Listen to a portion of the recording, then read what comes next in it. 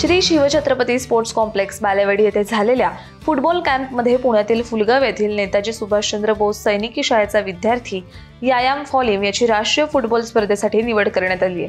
17 वर्षाखालील गटात तो महाराष्ट्र संघातून खेळणार असून जम्मू काश्मीरमध्ये ही राष्ट्रीय फुटबॉल स्पर्धा होणार आहे। याआधी यायाम फॉलिम यांनी गेल्या वर्षी 14 वर्षाखालील मुलांच्या संघामध्ये महाराष्ट्राचं प्रतिनिधित्व केलं होतं।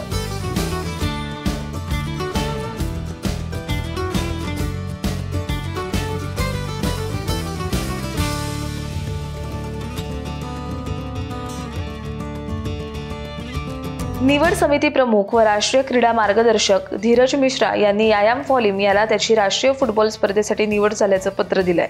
लोकसेवा प्रतिष्ठानचे संस्थापक अध्यक्ष दीपक पायगुडे, संस्थेचे संचालक नरहरी पाटील, प्राचार्य अमर क्षीरसागर, लोकसेवा ई-स्कूलचे प्राचार्य पी शॉफिमॉन यांनी यायाम फॉलिमचे विशेष अभिनंदन केले व राष्ट्रीय स्पर्धेसाठी त्याला शुभेच्छा दिल्या। यायाम फॉलिमला शाळेच्या क्रीडा विभाग प्रमुख व फुटबॉल प्रशिक्षक तानाजी पाटील व तुषार कोरडे, उपप्राचार्य विकास तुरकुंडे, सुरेश पाटील व प्रशासकीय अधिकारी पांडुरंग जगताप यांचे विशेष मार्गदर्शन लाभले।